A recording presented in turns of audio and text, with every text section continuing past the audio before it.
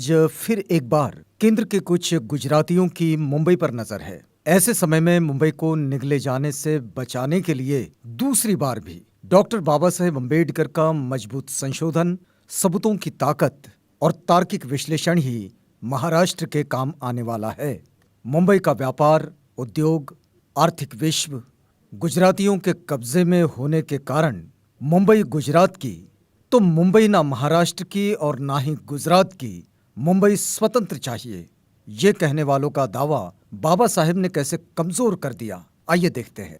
बाबा साहेब ने उनके सामने 9 सवाल खड़े किए। पहला सवाल, मुंबई कभी भी महाराष्ट्र में नहीं थी, इसका सबूत क्या है? दूसरा सवाल, मुंबई मराठा राज्य का हिस्सा नहीं थी, ये किस आधार पर कहते हो?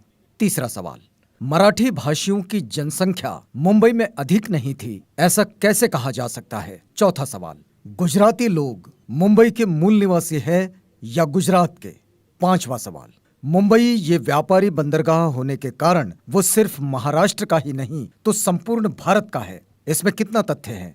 छठा सवाल, मुंबई का व्यापार उद्योग गुजरातियों ने खड़ा किया है, मराठी लोग सिर्फ हमाल है, बाबू है, इसलिए मुंबई को महाराष्ट्र में ना रखे, ये दावा कितना मजबूत है?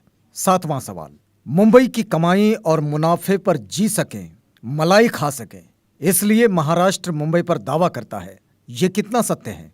आठवां सवाल, बहुभाषिक राज्य अच्छा होता है क्योंकि उसमें भाषी अल्पसंख्याकों को अभय होता है, ये दावा कितना ठीक है? नौवां सवाल, राज्य की पुनर्रचना रैशनल होनी चाहिए, नेशनल नहीं, ये दावा कितना उचित? इन सवालों के जवाब देते हुए बाबा साहेब ने इतिहास और भूगोल पर आधारित सबूत पेश किए। चालुक्य और शिलाहार राजाओं के शासनकाल से प्राप्त ऐतिहासिक तथ्य ये है कि गुजरात पर मराठा राजाओं ने राज्य किया, गुजरातियों ने महाराष्ट्र पर राज नहीं किया।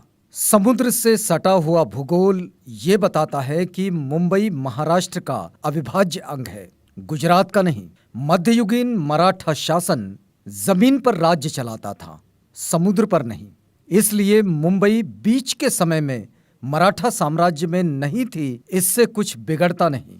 बाबा साहेब आगे कहते हैं कि 1941 की जनगणना में मराठी भाषियों की जनसंख्या मुंबई में 51% थी। ब्रिटिशों के आने के बाद समूचे भारत से लोग रोजगार, व्यापार और उद्योग के लिए मुंबई में आए, यहीं बस गए। उनका मराठी माणूस ने स्वागत किया, ये कोई उनका गुनाह है? बाबा साहेब ने सिद्ध कर दिया था कि गुजराती मुंबई के मूल निवासी नहीं, गुजरात के हैं। जैसे Portuguese, British, French, Dutch Mumbai में स्वयं आए थे, वैसे गुजराती नहीं आए, तो ब्रिटिशों ने उन्हें मध्यस्थता यानी कि दलाली करने के लिए मुंबई बुलाया। ब्रिटिशों ने गुजराती व्यापारियों के साथ जो लिखित करार किया था वो ही बाबा साहेब ने सामने रख दिए। 1671 का यानी कि छत्रपति शिवाजी महाराज के समय का यह अनुबंध है। साथ ही साथ महाजन सभा और ब्रिटिशों के बीच जो पत्र व्यवहार हुआ वो भी उन्होंने प्रस्तुत कर दिया, जिसके अनुसार गुजरातियों को रहने के लिए, व्यापार व्यवसाय के लिए गोदाम और कारखानों के लिए जमीन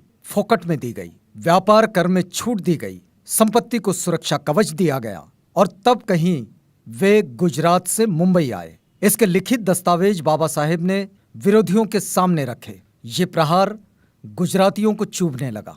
जैसे उन्होंने मुंबई में व्यापार उद्योग किया वैसे ही उन्होंने कोलकाता में भी किया। इसके सिवाय वे बिहार की खदानों के भी मालिक है, इसलिए क्या कोलकाता और बिहार का खदानों वाला हिस्सा गुजरात से जुड़ेगा? मुख्य मुद्दा यह है कि मुंबई को पानी कौन देता है, गुजरात या महाराष्ट्र? जिस बिजली पर व्यापार उद्योग कारखाने चलते हैं वो बिजली कहां से आती है, महाराष्ट्र से या गुजरात से? कामगार मजदूर शक्ति कहां से आती है? इसलिए जब मुंबई को बिजली, पानी, कामगार मजदूर शक्ति महाराष्ट्र से आती है तो मुंबई पर अधिकार महाराष्ट्र का है। इस तरह बाबा साहेब ने 9 सवालों का फटाफट जवाब देकर गुजरातियों की बोलती बंद कर दी। ये पूरा हिस्सा अपने बाबा साहेब की पुस्तक से ही पढ़ना अच्छा है। सबूतों का बल, संशोधन की ताकत और तार्किक आधार बाबा साहेब ने मुंबई के पक्ष में खड़ा किया और तब कहीं मुंबई महाराष्ट्र को मिली। मुंबई समेत महाराष्ट्र अस्तित्व में आया, उसके पीछे जैसे हुतात्मा, स्वतंत्र महाराष्ट्र आंदोलन के शहीद नेता, कार्यकर्ता आदि सबका योगदान है, उतना ही बड़ा योगदान इस आंदोलन के बीच 2 ग्रंथों की रचना करने वाले बाबा साहेब का भी है।